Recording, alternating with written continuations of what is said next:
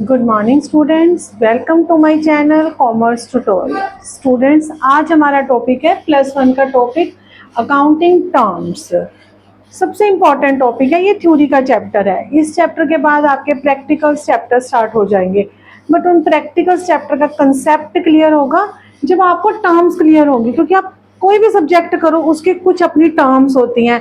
आप कोई computer language करो वो टर्म्स होती हैं। आप जब +1 +2 में मैथ करते हो तब भी कुछ टर्म्स होती हैं। सेम अकाउंट्स की भी कुछ टर्म्स हैं। अगर चाहते हो कि आपका प्रैक्टिकल आगे के चैप्टर बिल्कुल ईजिली आपको क्लियर हो, तो ये अकाउंटिंग टर्म्स क्लियर होना बहुत ज़्यादा जरूरी है। तो स्टूडेंट्स, हम स्टार्ट करते हैं। पहली अकाउंटिंग टर्म है बिजनेस ट्रांजैक्शंस।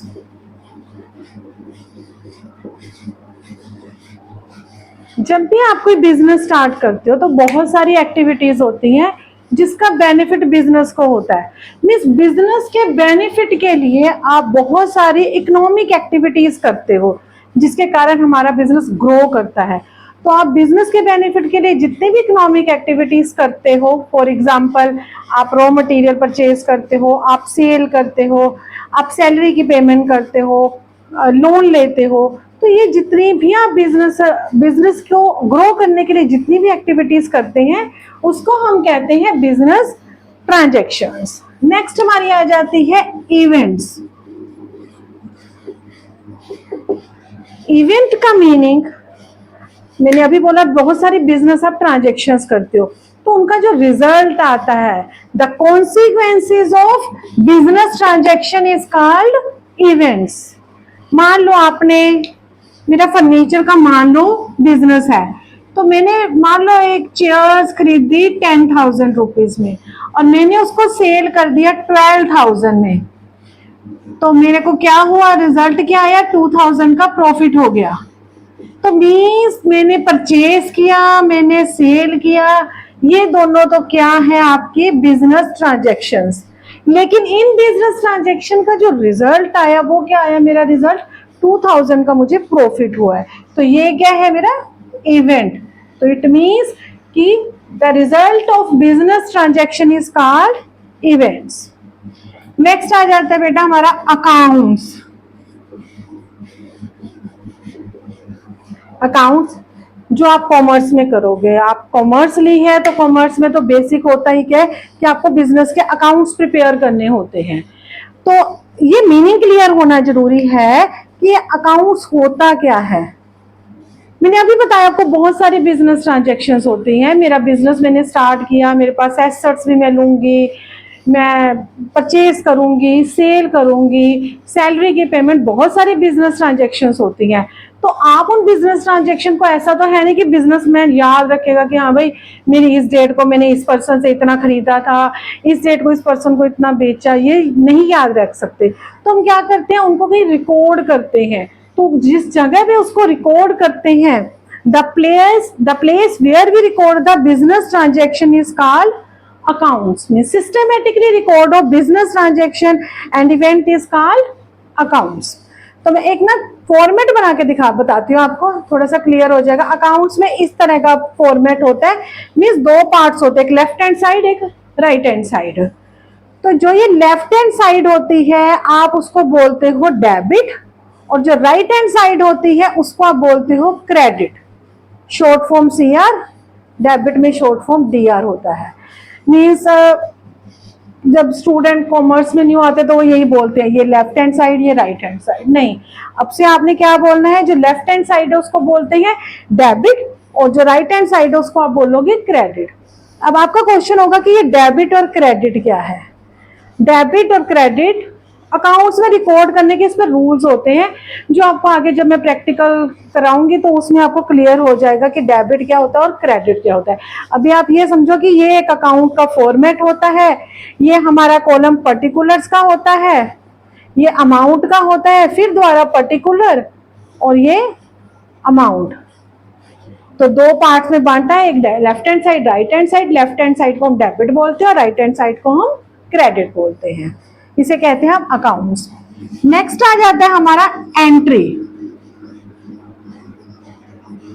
जो भी आप ट्रांजैक्शन करते हो, फॉर एवरी ट्रांजैक्शन जब आप अकाउंट में रिकॉर्ड करते हो उसे हम बोलते हैं एंट्री। जैसे मैंने एक बिजनेस ट्रांजैक्शन थी, मैंने परचेज किया तो मैं अकाउंट में उसको रिकॉर्ड करूंगी, तो ये मेरी क्या हो गई, एंट्री हो गई। ऐसे ही मैं सेल की ट्रांजैक्शन है, जब मैं उसको अकाउंट्स में रिकॉर्ड करूंगी तो ये मेरी सेकेंड एंट्री बन गई। मीन्स आप जो भी आप अकाउंट्स में जो भी एक सिंगल आइटम्स को, सिंगल एक्टिविटी को आप रिकॉर्ड करते हो उसे हम बोलते हैं एंट्री। Clear students? नेक्स्ट हमारा आ जाता है कैपिटल। देखो बेटा, जब आप बिजनेस स्टार्ट करते हो, मान लो मैंने सोचा कि मैंने एक डिपार्टमेंटल स्टोर खोलना है, तो मैं सबसे पहले क्या करूंगी, मुझे क्या चाहिए, मुझे बिल्डिंग चाहिए, मुझे एम्प्लॉयज को सैलरी देने के लिए पैसा चाहिए, मुझे वहां पे फर्नीचर चाहिए, मुझे प्लांट एंड मशीनरी चाहिए, अगर मेरा बिजनेस मशीनरी वगैरह, मुझे कंप्यूटर चाहिए। तो बिजनेस स्टार्ट करने के लिए आप जो भी इन्वेस्टमेंट करते हो, मीन्स आप बिल्डिंग खरीदोगे तो कैसे खरीदोगे, फर्नीचर खरीदोगे, तो जो आप बिजनेस को स्टार्ट करने में जितना भी आप पैसा लगाते हो उसे हम अकाउंटिंग टर्म में क्या बोलते हैं, capital. The cash invested in the business is called capital. और ये जरूरी नहीं कि सिर्फ कैश ही हो, आप गुड्स भी इन्वेस्ट कर सकते हैं। गुड्स कैसे इन्वेस्ट हो जाती है, मान लो कि मेरे पास फर्नीचर ऑलरेडी पड़ा था, मैंने वही फर्नीचर बिजनेस में लगा लिया, तो वो मेरा क्या हो गया, गुड्स इन्वेस्टमेंट हो गई। तो जो भी आप चीज इन्वेस्ट करते हो, चाहे कैश हो चाहे गुड्स हो, जब आप बिजनेस स्टार्ट करते हो, इन्वेस्टमेंट करते हो, उसे हम क्या कहते हैं, कैपिटल। नेक्स्ट हमारा आ जाता है ड्राइंग्स। अब ड्राइंग्स का मतलब क्या होता है, इस चीज को समझने से पहले मैं आपको एक चीज बताऊंगी कि बिजनेस और बिजनेसमैन, जब भी बेटा आप बिजनेस के अकाउंट्स बनाओगे, अपने माइंड में पहला रूल, पहला प्रिंसिपल है कि बिजनेस और बिजनेसमैन दोनों अलग अलग एंटिटी होती है। हम अकाउंट्स बिजनेस के बनाते हैं, हम बिजनेसमैन के अकाउंट्स नहीं प्रिपेयर करते हैं। हमने सिर्फ ये देखना है कि बिजनेस में क्या आ रहा है, क्या जा रहा है। हमें उसके पर्सनल लाइफ से कुछ नहीं मतलब कि वो पर्सनली, मान लो एक बिजनेसमैन है, उसने पर्सनली गाड़ी खरीदी, घर खरीदा, ये हम कभी रिकॉर्ड नहीं करेंगे अकाउंट्स में। हम सिर्फ क्या रिकॉर्ड करेंगे, अकाउंट्स बना रहे हैं तो हमने तो ये देखना है कि बिजनेस में कितना मशीनरी क्या खरीदी, बिल्डिंग खरीदी है तो उसको रिकॉर्ड कर लो, किसी को पेमेंट की है उसको रिकॉर्ड करो, बिजनेस ने अगर लोन लिया है तो उसको रिकॉर्ड करो। मींस जब भी तुम अकाउंट्स बनाओगे तो तुमने सिर्फ ये सोचना है, मैंने अकाउंट्स बिजनेस में क्या आया है क्या गया, मैंने उसको देख के अकाउंट्स बनाने हैं। तो बेटा इसी रूल के अकॉर्डिंग हम ये समझेंगे कि ड्राइंग क्या होती है। ड्राइंग होती है जब एक बिजनेसमैन पर्सनल यूज के लिए बिजनेस में से विड्रॉ करा ले तो हम उसे कहते हैं ड्राइंग। मैं एग्जांपल बताती हूँ, जैसे कि मान लो मेरा बिजनेस है, मेरे बेटे ने मुझे 1000 रुपीज मांगे, तो मैंने क्या कहा, मेरे अपने बिजनेस के अकाउंट में से उसको 1000 रुपीज अपने बेटे को दे दिए। तो ये क्या है, पर्सनल यूज के लिए विड्रॉ करा लिया बिजनेस में, तो इसे हम कहते हैं ड्राइंग इन कैश, कि मैंने कैश बिजनेस में से लेके किसको दे दिया, अपने बेटे को दे दिया, मींस पर्सनल यूज के लिए दे दिया। अब ड्राइंग इन काइंड भी हो सकती है, वो कैसे होगी बेटा, मान लो मेरा ज्वेलरी का शोरूम है और मेरी सिस्टर है, मैंने उसको क्या किया, एक नेकलेस गिफ्ट कर दिया, अपने शोरूम में से निकाल के उसको एक नेकलेस दे दिया। तो यानी कि मैंने जो काइंड में, उसे बोलते हैं ड्राइंग इन काइंड। मीन्स अगर आप अपने पर्सनल यूज के लिए बिजनेस में से कुछ भी विड्रॉ करते हो उसे कहते हैं ड्राइंग। अगर आपने कैश विड्रॉ कराया तो उसे कैश ड्राइंग बोल देते हैं, और अगर उसे काइंड में, मीन्स जिस चीज का बिजनेस है वो ले लिया तो उसे हम ड्राइंग इन काइंड बोल देते हैं। नेक्स्ट हमारी आ जाती है बेटा एसेट्स। एसेट्स होती है जैसे तुम्हारी पर्सनल लाइफ में भी तुम्हारे बिल्डिंग है, तुम्हारा घर है, गाड़ी है, फर्नीचर है, तो तुम क्या बोलते हो कि ये मेरी प्रॉपर्टी है, वो तुम्हारी पर्सनल हो गई। लेकिन इसी तरह से अगर बिजनेस के नाम पे कुछ एसेट्स हो, मींस जिसपे बिजनेस का पोजेशन हो, उसे हम, कोई भी ऐसी प्रॉपर्टी जिसपे बिजनेस का पोजेशन हो उसे हम बोल देते हैं एसेट। जैसे मान लो बिजनेस का बिल्डिंग है, बिजनेस के नाम पे ली है, बिल्डिंग, प्लांट एंड मशीनरी, ये सब क्या होती है, बिजनेस की एसेट्स होती है। मीन्स कोई भी ऐसी प्रॉपर्टी जिसपे बिजनेस का पोजेशन हो और जो लॉन्ग टर्म के लिए यूज हो। ऐसा नहीं कि हमने बस साल 6 महीने के लिए ली है, नहीं, लॉन्ग टर्म के लिए आप उसका यूज करोगे, उसे हम बोल देते हैं एसेट्स। एसेट्स टू टाइप की होती है, एक होती है करंट एसेट्स और एक होती है non current assets. Current assets होती हैं जिसका बिजनेस को बेनिफिट 1 ईयर के लिए होता है, 4 महीने, 6 महीने, 8 महीने, 1 साल तक। जब आप किसी ऐसी एसेट्स को 1 साल तक उसका बेनिफिट लेते हो, उसे हम कह देते हैं करंट एसेट्स। और नॉन करंट एसेट्स होती हैं जो लॉन्ग टर्म के लिए होती हैं, मींस अबव 1 ईयर होती है, आप 1 साल से ज्यादा उसका बेनिफिट लेते हो, उसे हम कह देते हैं नॉन करंट एसेट्स। अब नॉन करंट एसेट्स 2 टाइप की होती हैं, एक होती है टेंजिबल और दूसरी होती है बेटा नॉन टेंजिबल। टेंजिबल एसेट्स क्या होती है? नाम से पता लग रहा है कि जिसको आप टच कर सकते हो, देख सकते हो, वो टेंजिबल एसेट्स होती हैं। For example building, machine, furniture, ये क्या है? ये टेंजिबल एसेट्स है, क्योंकि आप इसको लॉन्ग टर्म तक यूज करते हो अपने बिजनेस के बेनिफिट के लिए, और आप इनको देख भी सकते हो, छू भी सकते हो, तो ये क्या है? Tangible assets. अब आ जाती है non tangible assets. Non tangible assets होती हैं जिससे बिजनेस को तो बेनिफिट होता है, बट वो एसेट्स हमें दिखाई नहीं देती, आप उसका बेनिफिट सिर्फ फील करते हो। आप उसको ना उस एसेट्स को टच कर सकते हो, ना देख सकते हो, बट उसका जो बेनिफिट होता है वो आप फील करते हो कि हाँ भाई, इस एसेट से मुझे, मेरे बिजनेस को बहुत बेनिफिट हो रहा है। तो आप पूछोगे ऐसी कौन सी एसेट होती है कि जिसका बेनिफिट तो है बट आप उसको देख ही नहीं सकते हो? तो वो होती है बेटा रेपुटेशन ऑफ बिजनेस। बिजनेस की जो रेपुटेशन होती है ना, वो आपको बेनिफिट तो करती है ना। मान लो कि आपके फादर का बिजनेस है, बहुत पुराना बिजनेस है, उनकी रेपुटेशन बनी हुई है जिसके कारण कस्टमर उनसे बार बार सामान खरीदने आते हैं, नए कस्टमर भी आते हैं। रीजन सिर्फ यही है, वो आपके कंपटीटर के पास भी है वो चीज, लेकिन वो कस्टमर आपके फादर के पास ही क्यों आ रहे हैं वो चीज लेने? क्योंकि रेपुटेशन बनी हुई है मार्केट में कि इनकी अच्छी चीज निकलती है, फेयर डील करते हैं, प्राइस फेयर होते हैं। तो इन सब के कारण ही हमारी रेपुटेशन बनती है, और जिसका बेनिफिट होता है, लेकिन आप उसके बेनिफिट को सिर्फ फील कर सकते हो। और अकाउंट्स में इसको रेपुटेशन वर्ड नहीं बोलते, इस एसेट्स को बोलते हैं गुडविल। तो गुडविल हमारी क्या है? नॉन टेंजिबल एसेट है। Clear students? नेक्स्ट हमारी अकाउंटिंग टर्म आ जाती है लायबिलिटीज।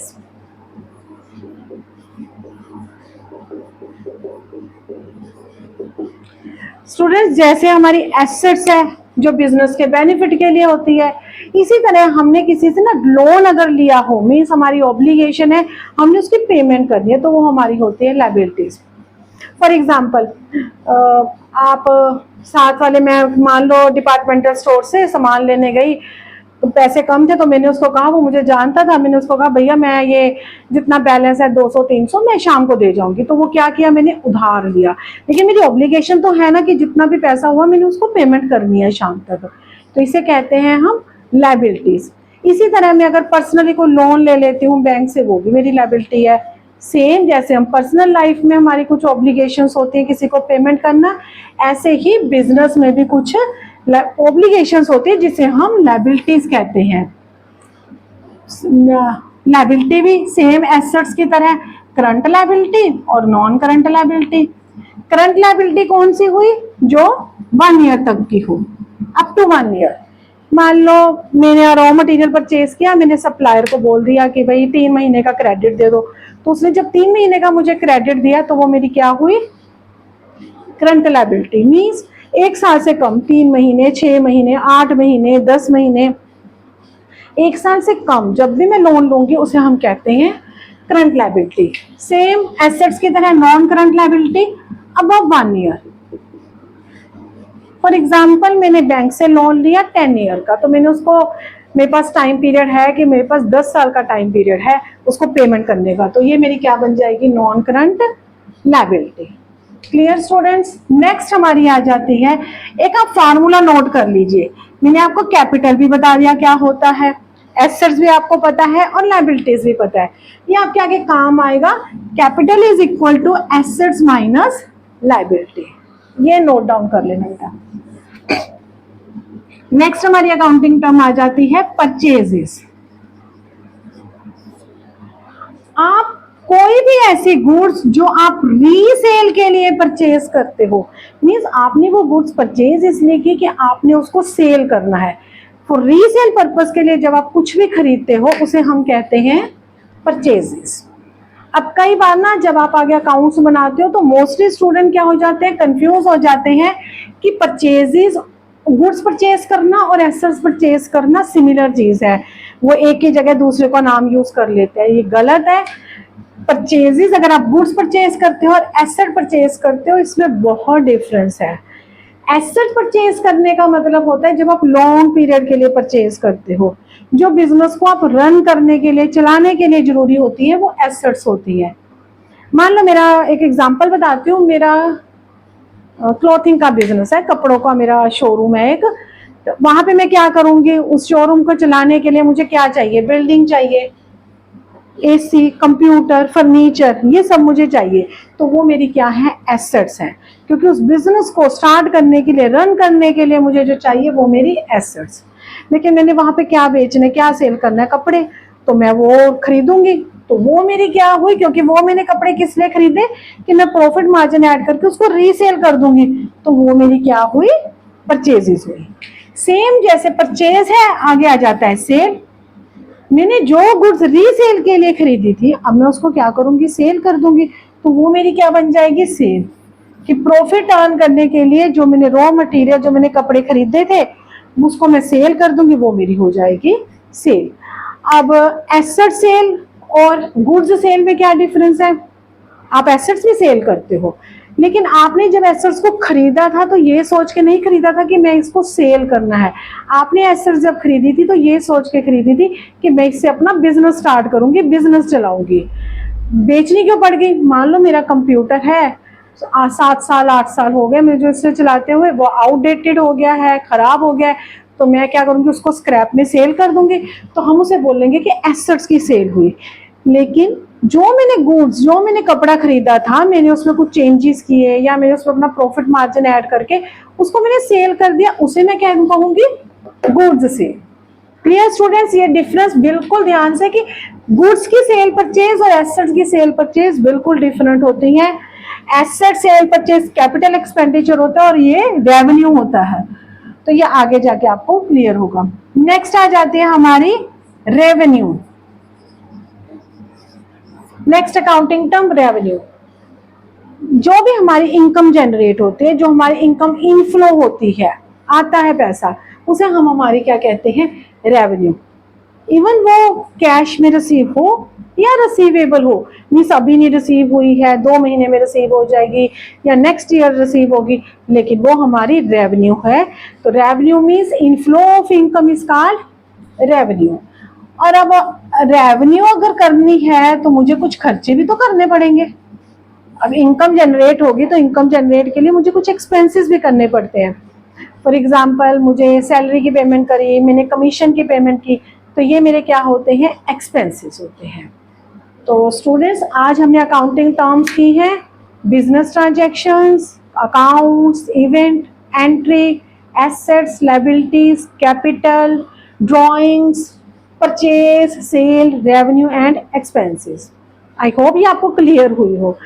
तो अभी हमारी अकाउंटिंग टर्म्स पूरी कंप्लीट नहीं हुई है, अभी मैं नेक्स्ट जो वीडियो बनाऊंगी उसका अकाउंटिंग टर्म्स का पार्ट 2, उसमें आपकी अकाउंटिंग टर्म्स कंप्लीट हो जाएंगी, वो थोड़ी सी एडवांस अकाउंटिंग टर्म्स आएगी। इतनी देर तक आप इसको रिवाइज कीजिए, इसके नोट्स बना लीजिए, इसमें परफेक्शन ले आइए, क्योंकि ये क्लियर होने अकाउंटिंग टर्म्स बहुत जरूरी हैं। आपको जब आप खुद अगर ये क्लियर होंगी तो नेक्स्ट जब आप प्रैक्टिकल सब्जेक्ट्स करोगे, इसके टॉपिक आएंगे प्रैक्टिकल, तो आपको खुद फील होगा कि ये तो बहुत ईजी हो गया है। तो इसको आप अच्छे से कर लीजिए। और अगर आपको इस वीडियो से कुछ भी हेल्प मिली है, आपको लगता है कि आपको अकाउंट्स की कुछ टर्म्स क्लियर हो गई हैं, तो आप मेरी वीडियो को लाइक एंड शेयर कर दीजिए। और अगर आपको लगता है कि अभी भी कोई है ऐसी अकाउंटिंग टर्म जो आपको क्लियर नहीं हुई है, कुछ डाउट है, तो आप मुझे कमेंट बॉक्स में डाल दीजिएगा।